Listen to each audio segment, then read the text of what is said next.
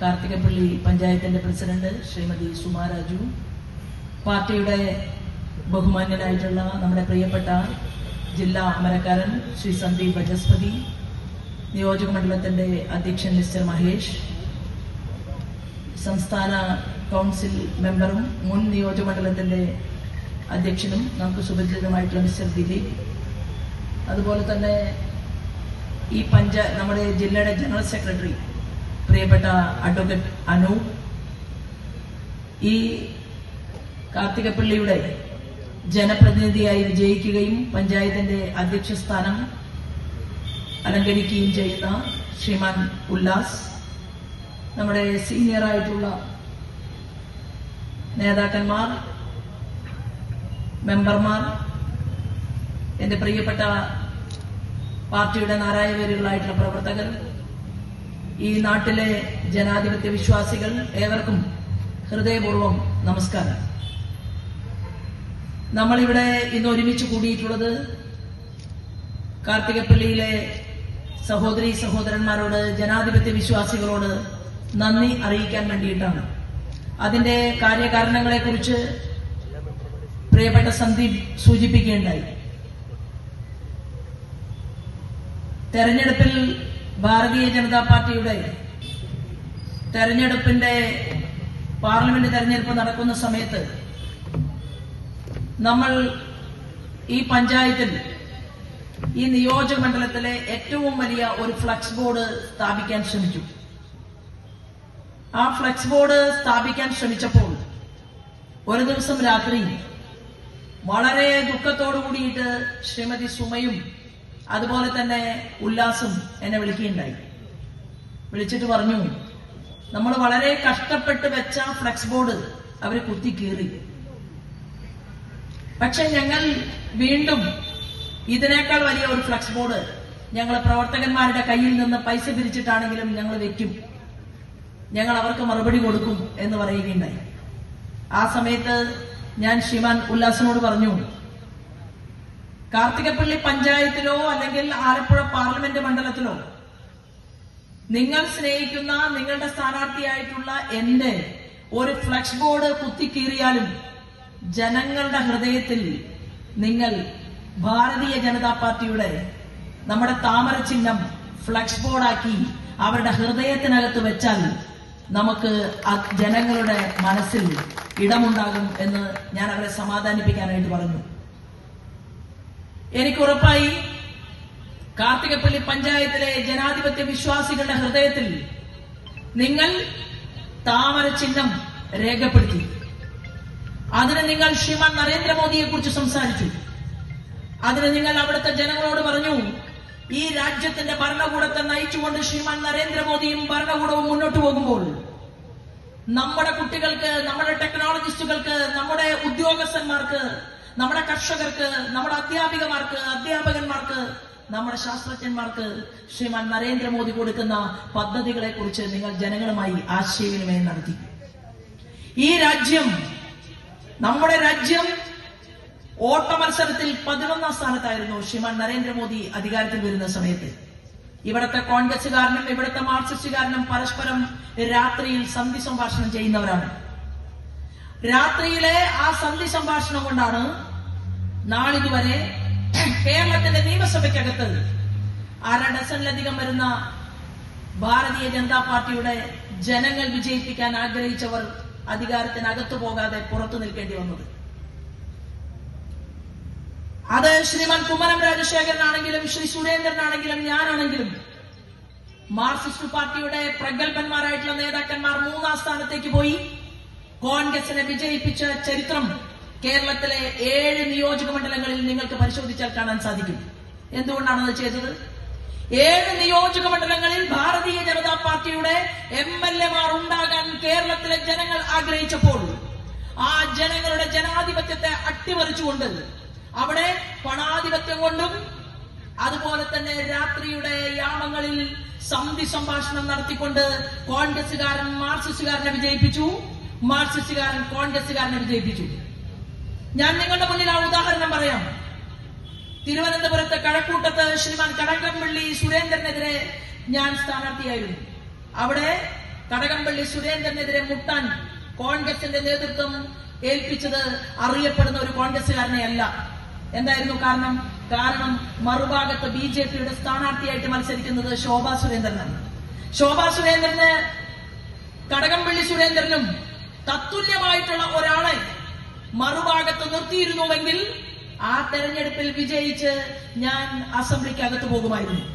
അതിന് അവസരമൊരുക്കാതിരിക്കാൻ വേണ്ടി അണിയറ അവിശുദ്ധ സഖ്യമുണ്ടാക്കി അവിടെ നിങ്ങളും ഞാനും അറിയാത്ത ഒരു കോൺഗ്രസുകാരനെ സ്ഥാനാർത്ഥിയാക്കി. അങ്ങനെ രണ്ടാം സ്ഥാനത്ത് വന്നു. അതിന്റെ 5 വർഷം മുമ്പ് ഞാൻ മത്സരിച്ചത് പാലക്കാടായിരുന്നു.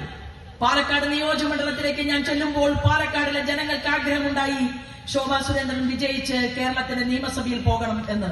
അപ്പൊ മാർക്സിസ്റ്റ് പാർട്ടിയുടെ വലിയ നേതാക്കന്മാർ ഒരുമിച്ച് ഗൂഢാലോചന നടത്തി. കോൺഗ്രസിന്റെ നേതാക്കന്മാർ ആലോചന നടത്തി. അങ്ങനെ അവർ തീരുമാനമെടുത്തു. എന്താണ്? 12 വർഷം ഇന്ത്യൻ പാർലമെന്റിൽ മാർക്സിസ്റ്റ് പാർട്ടിയെ പ്രതിനിധീകരിച്ച പ്രഗത്ഭനായിട്ടുള്ള ലീഡർ എന്ന് അവർ തന്നെ പറഞ്ഞ NN കൃഷ്ണദാസ് ആയിരുന്നു മാർക്സിസ്റ്റ് പാർട്ടിയുടെ സ്ഥാനാർത്ഥി. മറുഭാഗത്ത് ഷാഫി മത്സരിച്ചു. ഞാൻ തെരഞ്ഞെടുപ്പുമായി മുന്നോട്ട് പോയി. തെരഞ്ഞെടുപ്പ് ചൂടുപിടിച്ചു. 1ാം പാദവും 2ാം പാദവും കഴിഞ്ഞ് തെരഞ്ഞെടുപ്പിൽ വിജയിക്കുമെന്നുള്ള ഘട്ടം വന്നപ്പോൾ NN കൃഷ്ണദാസിന്റെ മാർക്സിസ്റ്റ് പാർട്ടി അവർ തീരുമാനിച്ചു ശോഭ ഒരു കാരണവശാലും വിജയിച്ച് കേരള നിയമസഭ കാണാൻ പാടില്ല എന്ന് തീരുമാനമെടുത്തുകൊണ്ട് NN കൃഷ്ണദാസിന്റെ ആ മുന്നിലുള്ള വലിയ നേതാക്കന്മാർ അവിടെ നിന്ന് സെക്രട്ടേറിയറ്റിന്റെ അകത്തളങ്ങളിൽ നിന്ന് വിളിച്ചു പറഞ്ഞു ഒരു കാരണവശാലും BJP വിജയിക്കരുത്. അങ്ങനെ എന്ത് ചെയ്തു? മാർക്സിസ്റ്റ് പാർട്ടിയുടെ കുറച്ച് വോട്ടുകൾ UDFന് മറച്ചു കൊടുത്തുകൊണ്ട് ഷാഫി പറമ്പലിനെ വിജയിപ്പിച്ചു. ഇത് തന്നെയാണ് മഞ്ചേശ്വരത്ത് സുരേന്ദ്രനും സംഭവിച്ചത്. ഇത് തന്നെയാണ് മലമ്പുഴയിൽ കൃഷ്ണകുമാറിന് സംഭവിച്ചത്. ഇത് തന്നെയാണ് രാജേട്ടനും സംഭവിച്ചത്. പക്ഷേ പ്രിയപ്പെട്ടവരെ, നിങ്ങൾ ഞങ്ങളെ 1/2 ഡസനിലധികം വരുന്ന ആളുകളെ പരാജയപ്പെടുത്താൻ കോൺഗ്രസുകാരനും മാർക്സിസ്റ്റുകാരനും ശ്രമിച്ചപ്പോ, അവരുടെ തീരുമാനപ്രകാരം ചില ആളുകളെങ്കിലും പ്രവർത്തിച്ചപ്പോ ഇന്നെന്ത് സംഭവിച്ചു? കേരള നിയമസഭയില് തന്നിഷ്ടക്കാരനായ, ദുർവാശിക്കാരനായ, അഴിമതിക്കാരനായ, അമേരിക്കയിൽ ഇരുന്നു കൊണ്ട് കേരളം ഭരിക്കണമെന്ന് ആഗ്രഹിക്കുന്ന കമ്മ്യൂണിസ്റ്റ് പാർട്ടിയുടെ നേതാവ് എന്ന് പോലും പറയാൻ സാധിക്കാത്ത പിണറായി വിജയന്റെ മുന്നിൽ നാട്ടല്ലോടെ എഴുന്നേറ്റ് നിന്നുകൊണ്ട് 2 അക്ഷരം പറയാൻ ഒരുത്തനുമില്ലാതായി പോയി ഈ കേരള നിയമസഭയിൽ എന്നുള്ളതാണ് നിങ്ങൾക്കുണ്ടായിട്ടുള്ള ശാപം. അതല്ലേ കേരളം കണ്ടത്? ഇപ്പോ അയ്യപ്പന്റെ കട്ടിലപ്പാളി പൊളിക്കുന്നു. ഇന്നിവിടെ ധാരാളം ആളുകൾ വിളിച്ചു പറഞ്ഞു ഞങ്ങൾ ഈ പരിപാടിക്ക് വരില്ല.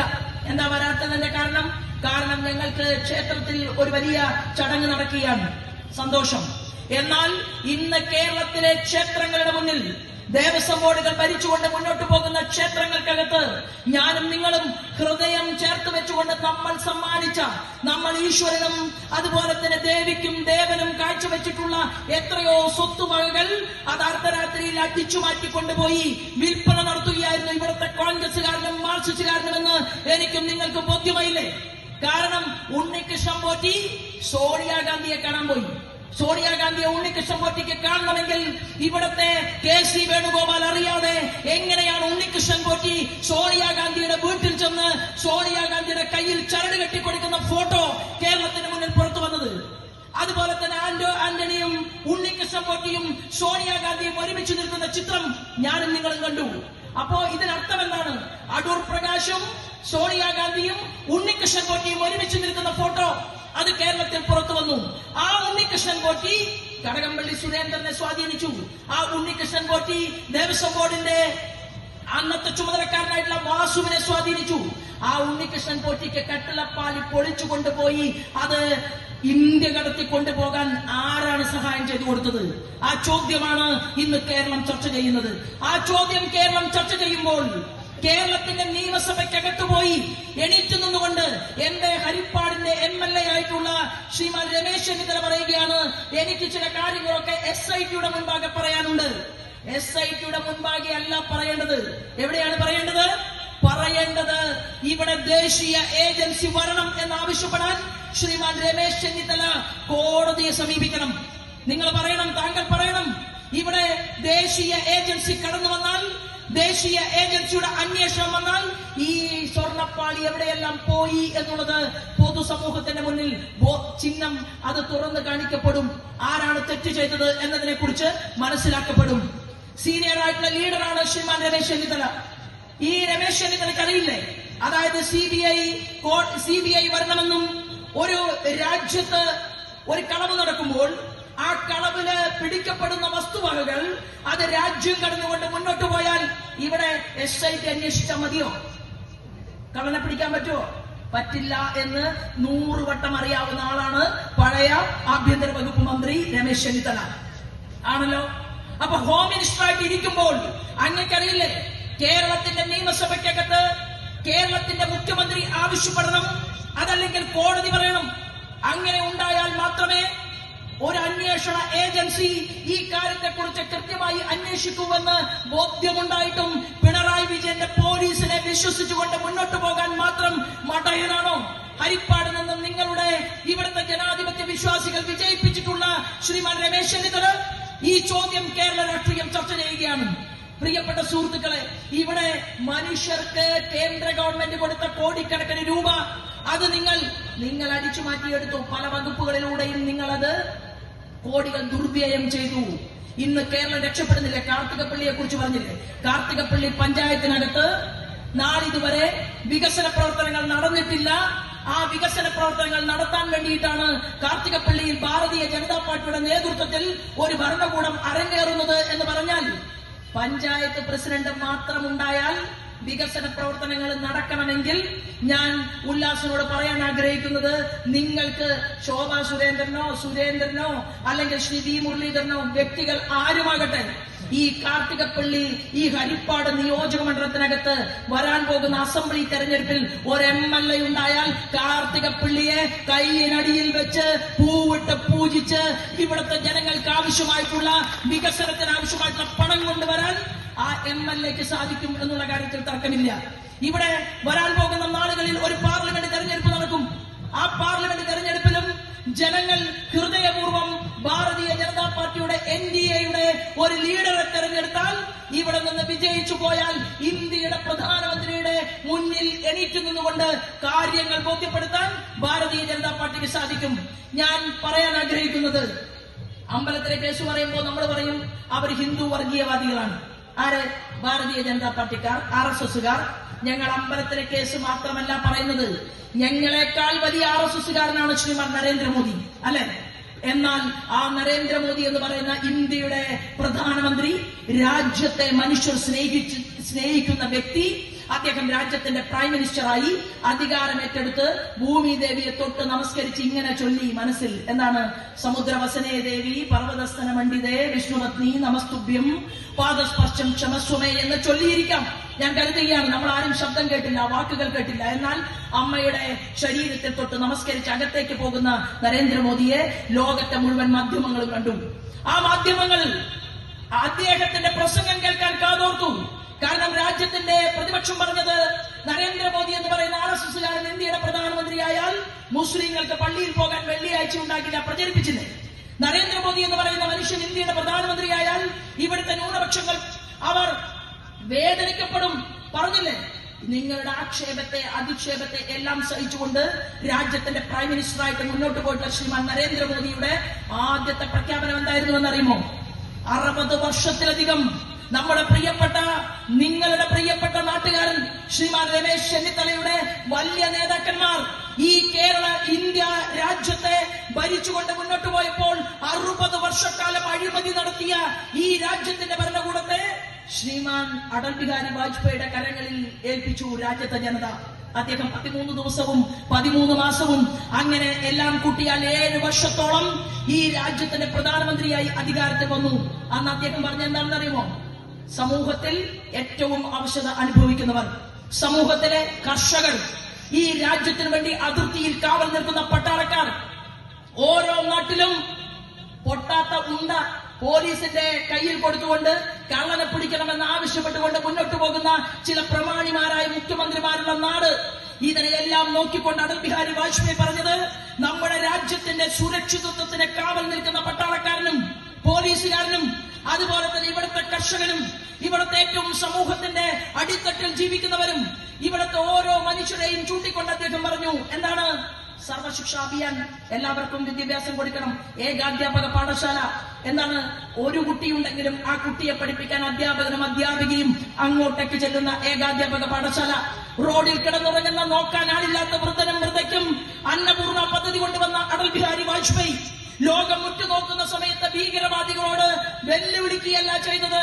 ഭീകരവാദികളോട് നമ്മുടെ നരേന്ദ്രമോദിയുടെ ഗുരുവര്യനായിട്ടുള്ള അടൽ ബിഹാരി വാജ്പേയി പറഞ്ഞത്, ഇത് ഭാരതമാണ്, ഞങ്ങൾ ധർമ്മത്തെ പുനഃസ്ഥാപിക്കാൻ വേണ്ടിയിട്ട് അവതരിച്ചിട്ടുള്ള സാക്ഷാൽ കൃഷ്ണന്റെ നാടാണ് ഈ ഭാരതം.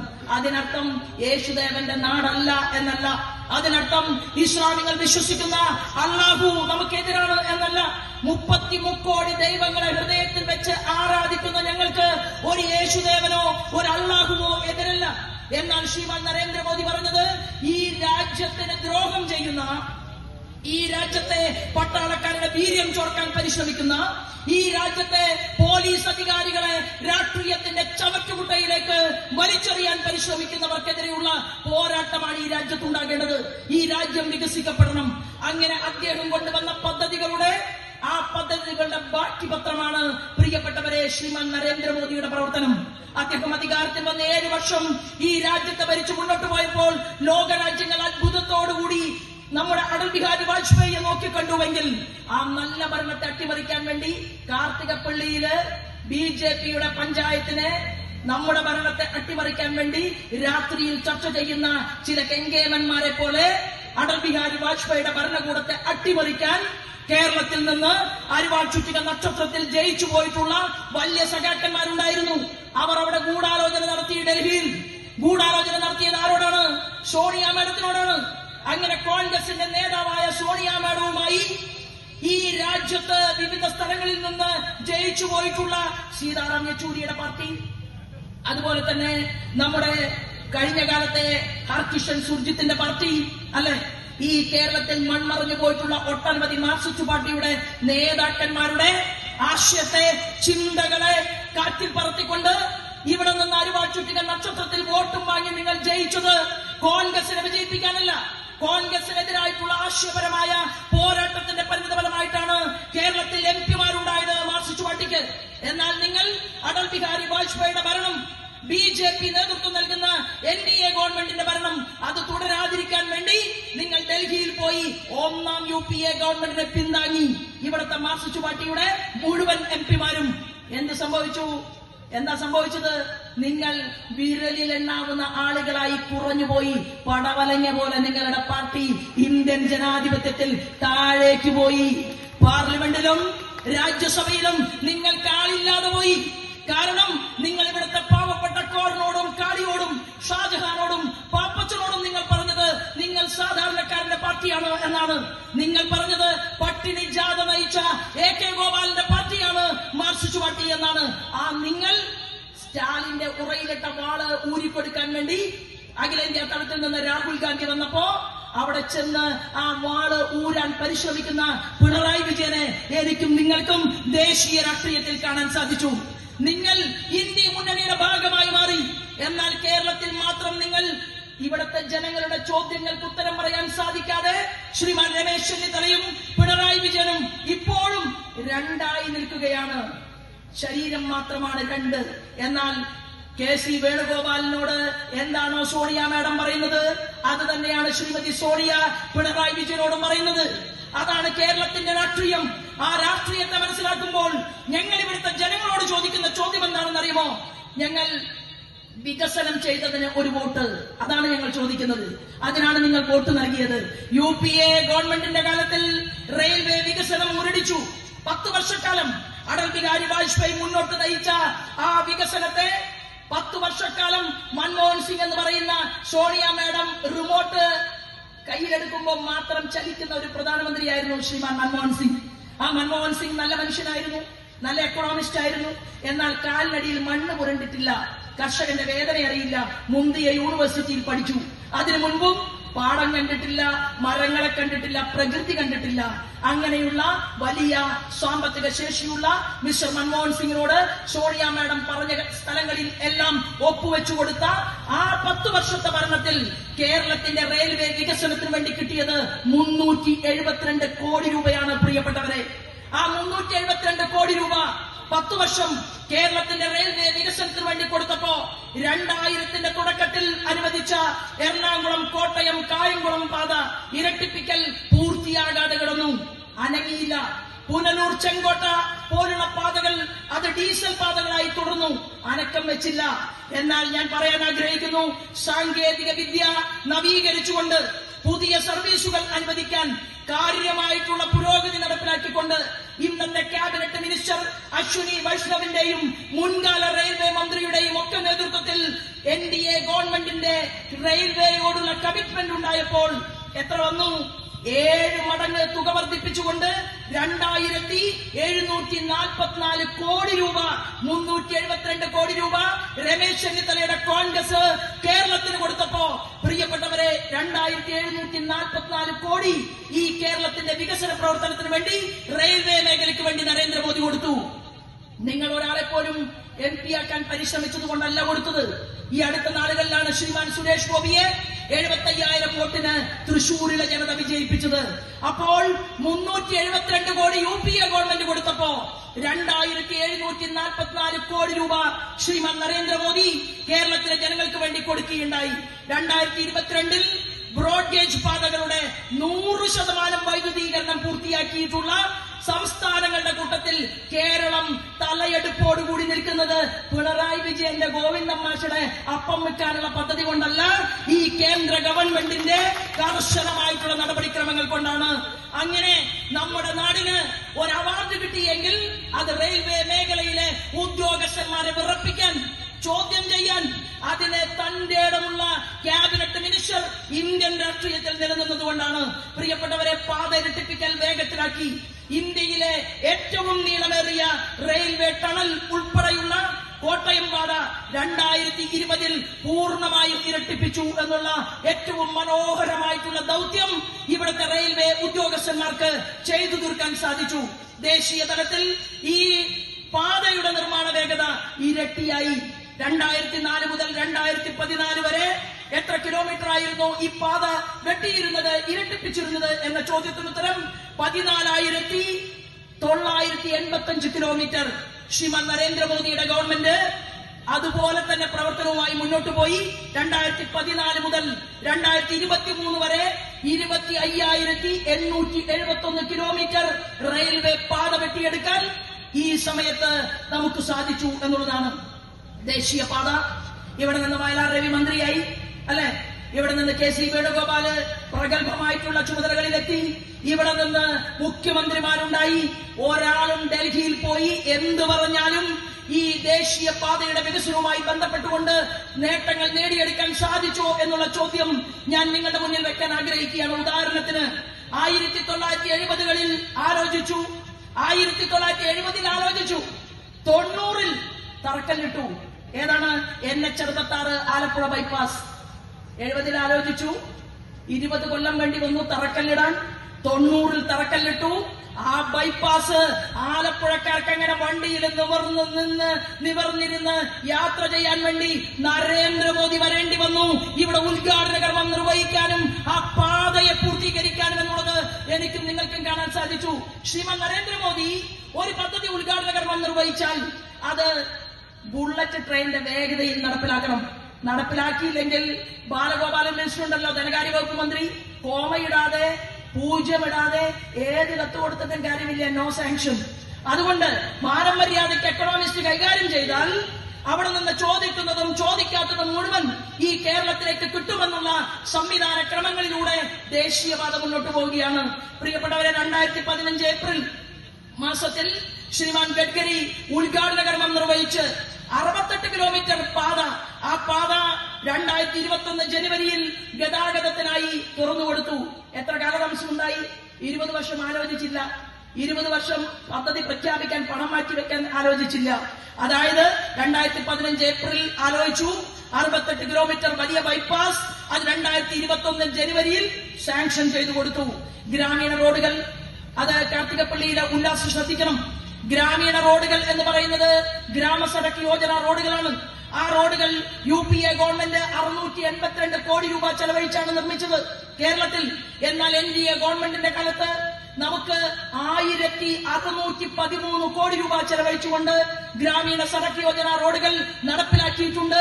എന്നാൽ നരേന്ദ്രമോദിയുടെ ഒരു ഫ്ലക്സ് ബോർഡും ഒരു ഗ്രാമീണ റോഡുകളിലും വെച്ചിട്ടുണ്ടാകില്ല. അതുകൊണ്ട് നമ്മൾ വിവരാവകാശം കൊടുക്കണം. എവിടെയെല്ലാമാണ് ഇന്ത്യൻ പ്രൈം മിനിസ്റ്ററുടെ ഗ്രാമീണ സഡക് യോജന പദ്ധതി കൊണ്ടുവന്നത് ജനങ്ങളോട് പറയണം. ആ ജനങ്ങളോട് പറഞ്ഞ് ജനങ്ങളെ അത് ബോധവൽക്കരിക്കണം. പ്രിയപ്പെട്ടവരെ, UPA-യുടെ ഭരണകാലത്ത് 10 വർഷം കേന്ദ്രത്തിന്റെ സഹായം എന്ന് പറയുന്നത് എത്ര കോടിയായിരുന്നു? ബഹുമാനപ്പെട്ട രമേശ് ചെന്നിത്തലയുടെ പാർട്ടിയും അതുപോലെ തന്നെ പിണറായി വിജയന്റെ പാർട്ടിയോടും ഞാൻ പറയാൻ ആഗ്രഹിക്കുന്നത്, പിണറായി വിജയനെ ബഹുമാനപ്പെട്ട എന്ന് വിളിക്കാത്തതിന് കാരണമുണ്ട്. കാരണം അതിന് വളരെ വളരെ കാരണങ്ങളുണ്ട്. ഞാൻ അതിന്റെ വിശദാംശങ്ങളിലേക്കൊന്നും കടക്കുന്നില്ല. അദ്ദേഹം ഡൽഹിയിൽ നടന്നു പോകുമ്പോ ഉത്തർപ്രദേശിലെ മുഖ്യമന്ത്രി, മധ്യപ്രദേശിലെ മുഖ്യമന്ത്രി, എന്തിന് ബംഗാളിലെ മുഖ്യമന്ത്രി മമത വരെ പറയുന്നത് ദാ പോകുന്നു സ്വർണ്ണക്കള്ളക്കടത്ത് നടത്തുന്ന ആള് എന്നാണ്. ഇത് ഞാൻ പറഞ്ഞതല്ല. കൂടെ മകളുടെ കൂടെ മകന്റെ കൂടെ യാത്ര ചെയ്ത സ്വപ്ന സുരേഷ് കേരളത്തിലെ ജനങ്ങളുടെ മുന്നിൽ പറഞ്ഞതാണ്. ഞാൻ അതിലേക്ക് ഇപ്പൊ കടക്കുന്നില്ല. ഞാൻ പറഞ്ഞു വന്നത്, ഇവരെല്ലാവരും കൂടി ഒന്നാം UPA ഗവൺമെന്റിനെ പിന്താങ്ങിക്കൊടുത്ത് ഭരിച്ചപ്പോ നിങ്ങൾക്ക് കിട്ടിയത് എത്രയാണ്? ഇവിടെ ഗ്രാന്റ് ഇൻ എയ്ഡ്, അതായത് കേന്ദ്രത്തിന്റെ ധനസഹായം 10 വർഷം കിട്ടിയത് 25,629 കോടി രൂപ. 25,629 കോടി രൂപ.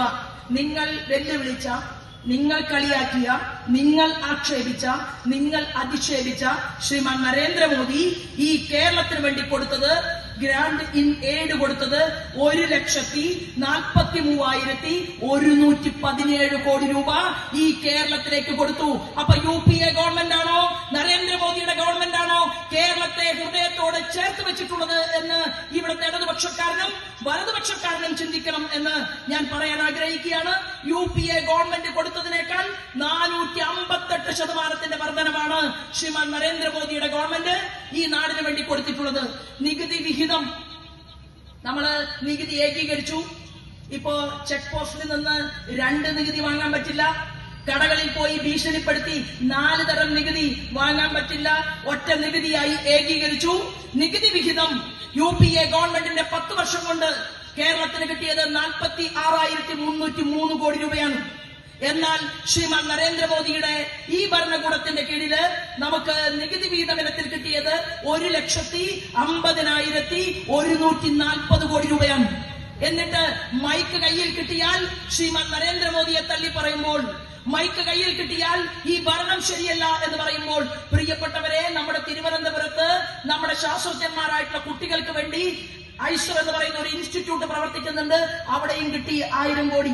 കൊച്ചി ഷിപ്പ്യാർഡിൽ മേക്ക് ഇൻ ഇന്ത്യയിലൂടെ, സ്റ്റാർട്ടപ്പ് ഇന്ത്യയിലൂടെ, സ്റ്റാൻഡപ്പ് ഇന്ത്യയിലൂടെ നമ്മുടെ നാട്ടിലെ ടെക്നോളജിസ്റ്റുകൾ അന്തർവാഹിനി കപ്പലുണ്ടാക്കിയാലും അല്ലെ?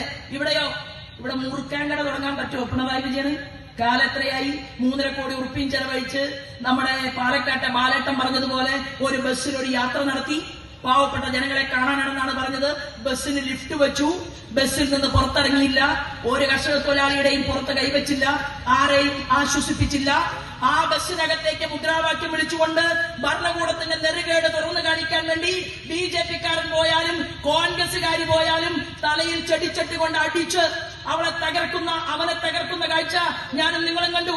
ഇതിനെതിരെ ഈ കേരളത്തിന്റെ വിദ്യാഭ്യാസ സംവിധാനം അത് തരം താഴുകയാണ്, അധപ്പതിക്കുകയാണ് എന്ന് പറഞ്ഞ മുൻ ഗവർണർ ആരിഫ് ഖാനെ ചോദ്യം ചെയ്യാൻ SFI-യുടെയും DYFI-യുടെയും ചെറുപ്പക്കാർ കേരളത്തിൽ അഴിഞ്ഞാട്ടം നടത്തുമ്പോ അവരെ കൈകാര്യം ചെയ്യാൻ പറ്റാതെ പോലീസ് അധികാരികൾ വിറയ്ക്കുന്നത് ഞാനും നിങ്ങളും കണ്ടു. അവിടെയാണ് ആർഷോ പറഞ്ഞത്. എന്താണ്? കക്കൂസ് കഴുകാൻ പറഞ്ഞ കക്കൂസ് കഴുകിക്കൊള്ളണമെന്ന് കേരളത്തിലെ തലയിൽ തൊപ്പിവെച്ച യൂണിഫോം അണിഞ്ഞ കാക്കി വസ്ത്രധാരികളായിട്ടുള്ള അഭിമാനത്തിന്റെ സ്തംഭങ്ങളായി മാറേണ്ട പോലീസ് അധികാരികളോട് ഇവിടുത്തെ SFI-ക്കാരനും DYFI-ക്കാരനും പറയുന്നത് ഞാനും നിങ്ങളും ദൃശ്യമാധ്യമങ്ങളിലൂടെ കണ്ടു. ഞങ്ങൾ പറയാൻ ആഗ്രഹിക്കുന്നത്, നിങ്ങൾ അരിവാള് പോലെ കേരളത്തിന്റെ മുഖ്യമന്ത്രി പിണറായി വിജയന്റെ മുന്നില് അവരുടെ പാർട്ടിയുടെ ചിഹ്നമായ അരിവാള് പോലെ നട്ടല് വളച്ചു നിൽക്കുന്നത് പോലീസ് അധികാരികൾ അവസാനിപ്പിച്ചുകൊണ്ട് തലയൊന്ന് നിവർത്തി നിന്ന് അപ്പോ ഞങ്ങളും ബഹുമാനിക്കും, ഞങ്ങൾ നിങ്ങൾക്ക് സിന്ദാബാദ് വിളിക്കും. കാരണം എന്താണെന്ന് അറിയുമോ? നിങ്ങളുടെ കാക്കിയുണ്ടല്ലോ, അത് ഞങ്ങളുടെ കുട്ടികളെ ശാഖയില് 5 വയസ്സുള്ളപ്പോ മുതൽ കാക്കി ട്രൗസർ ഇട്ട് കബഡി കബഡി കബഡി എന്ന് പറഞ്ഞ് ഞങ്ങൾ കളിച്ചു മുന്നോട്ട് വന്ന് ഈ രാജ്യത്തിന്റെ ദേശീയതയ്ക്ക് വേണ്ടി പ്രവർത്തിച്ച ആളുകളാണ്. എന്നാൽ പിണറായി വിജയന്റെ പാർട്ടിയിൽപ്പെട്ടവരോട് ഒരു നീതിയും, BJP-യോട് മറ്റൊരു നീതിയും, കോൺഗ്രസിനോട് വേറൊരു നീതിയും, ലീഗിനോട് വേറൊരു നീതിയും എന്നുള്ള രീതിയിൽ പോലീസ് അധികാരികൾ മുന്നോട്ട് പോകുമ്പോൾ അവിടെയാണ് നമ്മൾ തമ്മിൽ പ്രശ്നം. അല്ലാതെ വേറെ ഒരു പ്രശ്നവും കേരള പോലീസും ഭാരതീയ ജനതാ പാർട്ടിയും തമ്മിലില്ല. ഞങ്ങൾ നിങ്ങളുടെ പ്രവർത്തന സ്വാതന്ത്ര്യത്തെ, നിങ്ങളുടെ കഴിവിനെ ഞങ്ങൾ അംഗീകരിക്കുന്നുണ്ട്. എന്നാൽ നിങ്ങളുടെ കയ്യിൽ ആമപ്പൂട്ടിട്ട് പൂട്ടാൻ ഇവിടുത്തെ രാഷ്ട്രീയ കോമരങ്ങൾ പരിശ്രമിക്കുമ്പോൾ ഞങ്ങൾ അതിനെതിരായിട്ട് ശബ്ദിക്കും, സംസാരിക്കും, മുന്നോട്ട് പോകും എന്നുള്ളതാണ്. ഞാൻ ദീർഘമായിട്ട് സംസാരിക്കണമെന്ന് ആഗ്രഹിക്കുന്നില്ല. കാരണം ഇന്ന് ഇവിടെ വിശിഷ്ടമായിട്ടുള്ള ഒരു പരിപാടി നടക്കുകയാണ്. എനിക്ക് കാർത്തികപ്പള്ളിയിലെ ഉല്ലാസിനോട് പറയാനുള്ളത്, നമ്മുടെ ന്യൂനപക്ഷ സഹോദരന്മാരോട് പറഞ്ഞു മനസ്സിലാക്കണം. എന്താണ്? പൗരത്വ നിയമം വന്നപ്പോ അവരോട് കടകൾ അടയ്ക്കാൻ പറഞ്ഞു. അവർ കടകൾ അടച്ചു. അവരോട് പറഞ്ഞു, അബ്ദുട്ടിക്ക, ഷാജഹാനിക്ക, നിങ്ങൾക്ക് നാട് വിട്ടു പോകേണ്ടി വരും. എന്താ കാരണം? പൗരത്വ നിയമം നിങ്ങളുടെ എല്ലാം കണക്കെടുക്കുന്നുണ്ട്. എവിടേക്ക് പോകും? ഇവിടുത്തെ മുസൽമാൻ, ഇവിടുത്തെ ക്രിസ്ത്യാനി, ഇവിടുത്തെ ഹിന്ദു, ഇവിടുത്തെ പാഴ്സി, ഇവിടുത്തെ ജൈനൻ ഒരമ്മ പെറ്റ മക്കളെ പോലെ ഈ രാജ്യത്ത് ജീവിക്കുന്നു. അതുകൊണ്ടാണ് ആദ്യത്തെ പ്രഖ്യാപനം ശ്രീമാൻ നരേന്ദ്രമോദി നടത്തിയത്. നിങ്ങളുടെ ഉമ്മയ്ക്ക് വേണ്ടി, എന്റെ അമ്മയ്ക്ക് വേണ്ടി, ഈ നാട്ടിലെ അമ്മച്ചുമാർക്ക് വേണ്ടി അദ്ദേഹം നടത്തിയ പ്രഖ്യാപനം എന്താണെന്ന് അറിയുമോ? ആയിരക്കണക്കിന് ലക്ഷക്കണക്കിന് വരുന്ന ഗ്രാമങ്ങളിൽ കറണ്ടില്ല. ആയിരക്കണക്കിന് ലക്ഷക്കണക്കിന് വരുന്ന ഗ്രാമങ്ങളിൽ കുളിമുറിയില്ല, കക്കൂസില്ല. ഇവിടുത്തെ അമ്മമാരുടെ മടിശീലിയിൽ പണമില്ല, അവർക്ക് തൊഴിലില്ല. ഈ നാട് 11ാം സ്ഥാനത്ത് സാമ്പത്തിക മേഖലയിൽ കൂപ്പൂത്തിയിരിക്കുകയാണ്. അതാണ് എന്റെ ഒന്നാമത്തെ പ്രയോറിറ്റി, രാജ്യം നോക്കലാണ് എന്നാണ് ശ്രീമാൻ നരേന്ദ്രമോദി പറഞ്ഞത്. അവിടെ നിന്ന് നമ്മൾ തുടങ്ങി. അമേരിക്ക ഞെട്ടി, ബ്രിട്ടൻ ഞെട്ടി, ജപ്പാൻ ഞെട്ടി, ചൈന അതിലേറെ. കമ്മ്യൂണിസ്റ്റ് പാർട്ടിക്ക് ഏറ്റവും ഇഷ്ടം ചൈനയാണ്. പക്ഷെ ചൈനയിലാണ് ഏറ്റവും വലിയ പണക്കാർ. കമ്മ്യൂണിസ്റ്റ് പാർട്ടിയുടെ പോളിറ്റ് ബ്യൂറോ മെമ്പർമാരൊക്കെ, നമ്മുടെ അൻവർ പറഞ്ഞില്ലേ, മലപ്പുറത്തെ അൻവർ പറഞ്ഞത് 20,000 കോടി രൂപ ആഫ്രിക്കയിൽ നിക്ഷേപിക്കാൻ വേണ്ടി ചൈനയിലെയും കേരളത്തിലെയും കമ്മ്യൂണിസ്റ്റ് പാർട്ടിയുടെ സഖാക്കന്മാര് ഇതുപോലെയുള്ള വ്യവസായ പ്രമുഖന്മാരുമായിട്ട് മുന്നോട്ട് പോവുകയാണ്. ഞാൻ പറഞ്ഞു വന്നത്, അങ്ങനെയുള്ള ഒരു നാട്ടിൽ ശ്രീമാൻ നരേന്ദ്രമോദി ഈ രാജ്യത്തിന്റെ പ്രൈം മിനിസ്റ്ററായിട്ട് മുന്നോട്ട് പോകുമ്പോൾ അദ്ദേഹം പറഞ്ഞു, ആരോടുമില്ല പ്രീണനം, എല്ലാവർക്കും തുല്യനീതി. 16 ഇസ്ലാമിക ലോക രാജ്യങ്ങളുടെ ബഹുമതി ശ്രീമാൻ നരേന്ദ്രമോദിയെ തേടിയെത്തി. അദ്ദേഹം ഏതൊരു വിദേശ ഇസ്ലാമിക രാജ്യം അവിടെ സന്ദർശിക്കുമ്പോഴും ആത്മാഭിമാനം കൊണ്ട് ഇന്ത്യയിൽ നിന്ന് ജോലി ചെയ്യാൻ വേണ്ടി പോയിട്ടുള്ള ഓരോ മുസൽമാന്റെയും ഹൃദയം നിറയുകയാണ്. അവൻ അഭിമാനത്തോടുകൂടിയാണ് ലോകരാജ്യങ്ങളിൽ ജീവിക്കുന്നത്. ആ ശ്രീമാൻ നരേന്ദ്രമോദിയുടെ ഭാരതം, നമ്മുടെ ഭാരതം, ഷാജഹാന്റെയും രാമകൃഷ്ണന്റെയും പാപ്പച്ചന്റെയും ഭാരതം, ഈ രാജ്യമുണ്ടല്ലോ, 11ാം സ്ഥാനത്തെ ഓട്ടം നിർത്തി ലോകത്തിന്റെ ഏറ്റവും മുന്തിയ ഫിനാൻസ് ഇൻസ്റ്റിറ്റ്യൂട്ട് നമ്മുടെ രാജ്യത്തെ കുറിച്ച് പറഞ്ഞത് ഇന്ത്യ 4ാം സ്ഥാനത്തെത്തിയിരിക്കുകയാണ് സാമ്പത്തിക മേഖലയിൽ. അവിടെ നിന്ന് 3ാം സ്ഥാനത്തേക്ക് എത്തുമോ എന്ന് ലോകരാജ്യങ്ങൾ ഇപ്പോൾ റിസർച്ച് ചെയ്യുകയാണ്. വരാൻ പോകുന്ന 5 വർഷം കൊണ്ട് ഞാൻ എന്റെ നാടിനെ നിർണായകമായ പദവിയിലെത്തിക്കുമെന്ന് പറഞ്ഞ ആരാധനായിട്ടുള്ള ശ്രീമാൻ നരേന്ദ്രമോദിയുടെ വാക്കുകളെ ഉൾക്കൊണ്ടുകൊണ്ട് ഒറ്റ കാര്യത്തിൽ മാത്രമാണ് നമ്മുടെ എതിർപ്പ്. ഭീകരവാദികൾക്ക് നമ്മൾ എതിരാണ്. ഭീകരവാദം എന്താണ്? ഭീകരവാദം എന്ന് പറയുന്നത് തലയിൽ തട്ടമിട്ട ഷെയ്ഖ് ഹസീനയെ വെടിവെച്ചു കൊല്ലണമെന്ന് ഇസ്ലാം ഭീകരവാദികൾ ചിന്തിക്കുകയാണ്. അവർക്ക് മതമില്ല, അവർക്ക് ജാതിയില്ല.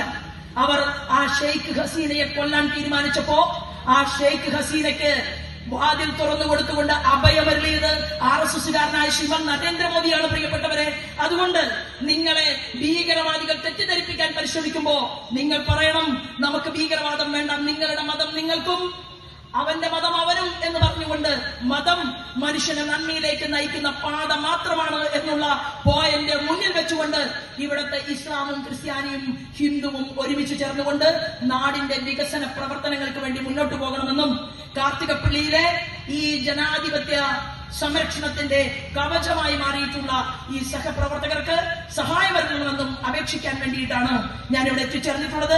തീർച്ചയായിട്ടും അങ്ങനെ സംഘടിപ്പിക്കപ്പെട്ടിട്ടുള്ള ഈ വേദിയിൽ എത്തിച്ചേർന്ന മുഴുവൻ ജനാധിപത്യ വിശ്വാസികളോടും അതുപോലെ തന്നെ എന്റെ പ്രിയപ്പെട്ട അമ്മമാരോടും സഹോദരന്മാരോടും സ്നേഹപൂർവ്വം നന്ദി അറിയിച്ചുകൊണ്ട് മറ്റൊരവസരത്തിൽ നമ്മൾ വീണ്ടും കാണാം എന്ന് പറഞ്ഞുകൊണ്ട് ഞാൻ എന്റെ വാക്കുകൾ കേട്ടതിന് നിങ്ങൾക്ക് സ്നേഹത്തിന്റെ പൂച്ചെണ്ടുകൾ സമ്മാനിച്ചുകൊണ്ട് നന്ദി അറിയിച്ചുകൊണ്ട് ഞാൻ എന്റെ വാക്കുകൾ നിർത്തുന്നു. വന്ദേ മാതരം.